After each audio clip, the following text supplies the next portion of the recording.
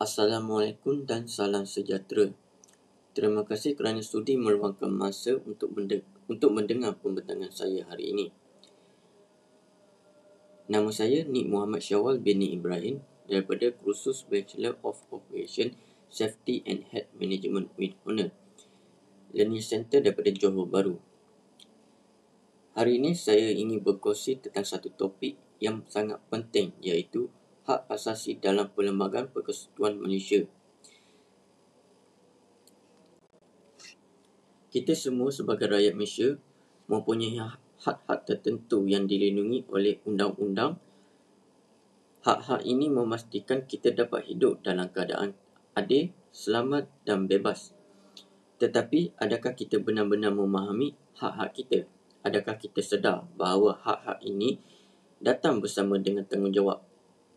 Jadi, dalam pembentangan saya ini, saya akan menjelaskan peranan perlembagaan, jenis-jenis hak asasi yang kita miliki, cabaran dalam melaksanakan hak-hak ini dan peranan kerajaan serta rakyat dalam mempertahankannya.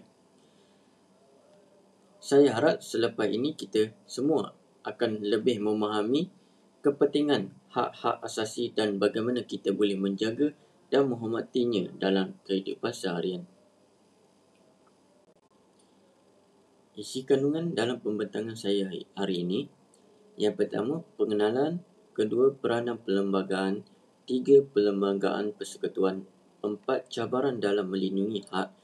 5, kepentingan melindungi hak-hak ini. 6, peranan kerajaan dan rakyat dalam mempertahankan hak. Ketujuh, kesimpulan yang saya akan berikan. Baiklah, mari kita mulakan dengan hak asasi dalam perlembagaan persekutuan. Sebenarnya, apakah perlembagaan persekutuan ini? Secara ringkasnya, perlembagaan persekutuan adalah undang-undang tertinggi dalam negara kita. Ia menggariskan bagaimana negara ini ditadbir dan bagaimana hak rakyat dilindungi. Dalam kata lain, perlembagaan adalah seperti kontrak antara rakyat dan kerajaan yang memastikan keadilan dan ketenteraman dalam negara. Terdapat 3 kepentingan perlembagaan persekutuan. Pertama, memberi panduan kepada kerajaan. Perlembagaan menetapkan kuasa dan tanggungjawab kerajaan supaya tiada penyalahgunaan kuasa berlaku. Kedua, melindungi hak dan kebebasan individu. Perlembagaan memastikan bahawa tiada sesiapa boleh mencabuli hak kita sewenang-wenangnya. Sebagai contoh, kita mempunyai hak kuasa untuk bersuara tetapi dengan syarat tidak menghasut atau menyebabkan kebencian. Ketiga, menyediakan sistem pemerintahan yang adil. Dengan adanya sistem perlembagaan, sistem demokrasi dan undang-undang, negara dapat berfungsi dengan baik bagi menjamin kestabilan negara. Bayangkan negara kita tiada perlembagaan, apa yang akan terjadi? Tanpa perlembagaan, negara kita akan berada dalam keadaan kucak-kacir kerana tiada undang-undang yang mengawal hak dan tanggungjawab rakyat serta pemerintah. Sekarang mari kita lihat beberapa hak asasi yang diperuntukkan dalam perlembagaan persekutuan. Kebebasan diri. Setiap individu di Malaysia mempunyai hak untuk hidup dan tidak boleh ditahan atau dipenjara tanpa sebab yang sah. Penahanan seseorang perlu mengikut prosedur undang-undang dan tidak boleh dilakukan secara sewenang-wenangnya. Contoh situasi kebebasan diri, kes habeas corpus. Seseorang yang ditahan tanpa sebab yang sah boleh mencabar penahanannya di mahkamah dan meminta dibebaskan. Kes tangkap tanpa bicara. Jika seseorang ditahan lebih lama daripada tempoh yang dibenarkan tanpa dibawa ke mahkamah, ia boleh melanggar hak kebebasan diri. Jadi, kita harus sedar bahawa setiap orang mempunyai hak untuk dilayan secara adil di bawah undang-undang. Kebebasan bercakap, berhimpun dan berpersatuan yang terdapat dalam perkara 10.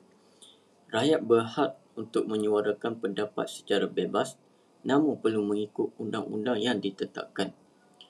Kebebasan berhimpun membolehkan rakyat mengadakan perhimpunan secara aman untuk menyuarakan pandangan mereka.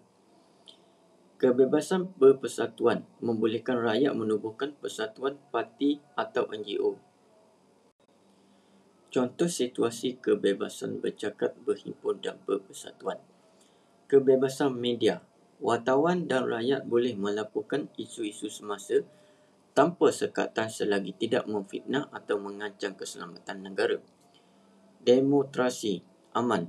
Perhimpunan seperti demonstrasi terhadap isu dan hak pekerja boleh diadakan dengan kebenaran pihak berkuasa. Ketiga, penubuhan persatuan. Sesiapa sahaja boleh menubuhkan NGO untuk memperjuangkan hak masyarakat seperti pertubuhan alam sekitar. Perkara 11. Kebebasan beragama. Malaysia adalah sebuah negara berbilang kaum dan agama. Perlembagaan memberikan kebebasan kepada setiap rakyat untuk menganut dan mengamalkan agama mereka tanpa paksaan.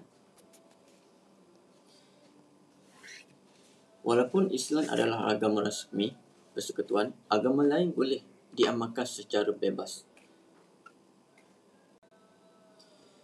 Contoh situasi kebebasan beragama.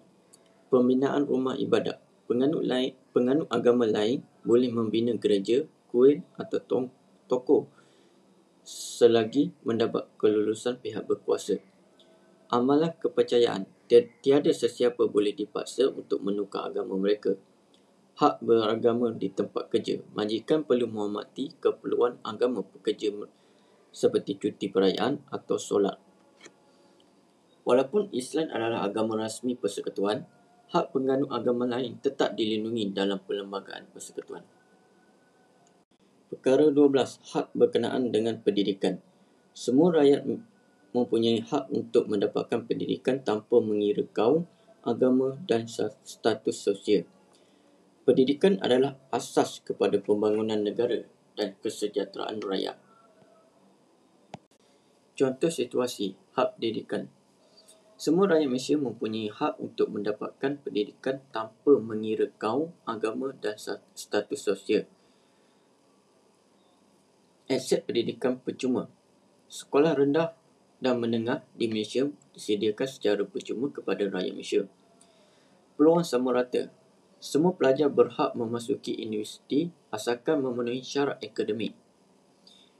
Beasiswa dan bantuan kewangan. Pelajar dari keluarga yang kurang berkemampuan boleh mendapatkan bantuan kewangan untuk melanjutkan pelajaran. Pendidikan adalah asas kepada pembangunan negara. Sebab itulah perlembagaan memastikan semua rakyat mendapat akses kepada pendidikan. Cabaran dalam pelaksanaan hak asasi. Seperti yang kita tahu, hak asasi memang dijamin dalam perlembagaan, tetapi persoalannya adakah hak-hak ini benar-benar diamalkan secara saksama dalam kehidupan seharian? Sudah tentu jawapannya ialah tidak sepenuhnya, kerana masih ada beberapa cabaran yang menghalangi pelaksanaan hak-hak ini dengan baik. Pertama, penyalahgunaan kuasa. Ada pihak yang menyalahgunakan undang-undang untuk mengekang kebebasan rakyat. Kedua, hak-hak tertentu. Kebebasan bercakap terhad oleh undang-undang seperti Akta Hasutan untuk menjaga keharmonian dan ketentraman awam. Isu sensitif. Hak-hak ini perlu dilindungi dan diimbangi dengan kepentingan keselamatan dan keharmonian rakyat Malaysia. Cabaran-cabaran ini menunjukkan bahawa kita perlu terus berusaha untuk memastikan hak-hak ini dihormati oleh semua pihak. Kepentingan hak asasi dalam perlembagaan. Menjamin keadilan. Hak asasi memastikan semua rakyat dilayan dengan adil tanpa diskriminasi. Kedua, mencegah penyalahgunaan kuasa. Undang-undang mengawal tindakan kerajaan dan pihak berkuasa daripada menindas rakyat. Ketiga, memastikan demokrasi berfungsi. Hak rakyat untuk bersuara dan berpersatuan membantu mengekalkan sistem demokrasi yang adil.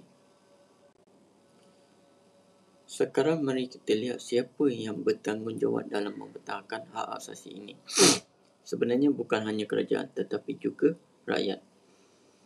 Peranan kerajaan bertanggungjawab untuk mengubah undang-undang yang melindungi hak rakyat, menguatkuasakan undang-undang secara adil tanpa diskriminasi. Manakala peranan rakyat pula menggunakan hak mereka secara bertanggungjawab dan menghormati hak orang lain tanpa melanggar undang-undang. Apabila kedua-dua pihak memainkan peranan masing-masing, hak asasi dapat dikekalkan dan dinikmati oleh semua rakyat Malaysia. Sebagai kesimpulan, hak asasi manusia adalah perkara yang sangat penting dalam kehidupan kita sebagai rakyat Malaysia. Perlembagaan Persekutuan adalah undang-undang tertinggi yang melindungi hak kita semua. Tanpanya kita mungkin tidak dapat menikmati kebebasan dan keadilan seperti hari ini. Hak-hak seperti kebebasan diri, kebebasan bersuara, kebebasan beragama dan hak pendidikan adalah elemen penting dalam sistem demokrasi. Tanggungjawab mempertahankan hak asasi bukan hanya terletak kepada kerajaan, tetapi juga kepada rakyat. Kita perlu menggunakan hak kita dengan bertanggungjawab, mempertahankan hak orang lain dan meningkatkan kesedaran dalam masyarakat. Sebagai rakyat Malaysia, marilah kita sama-sama menghormati hak-hak asasi dan memastikan negara kita terus aman dan adil untuk semua. Sekian sahaja pembentangan saya hari ini. Saya ingin ucapkan ribuan terima kasih kepada semua.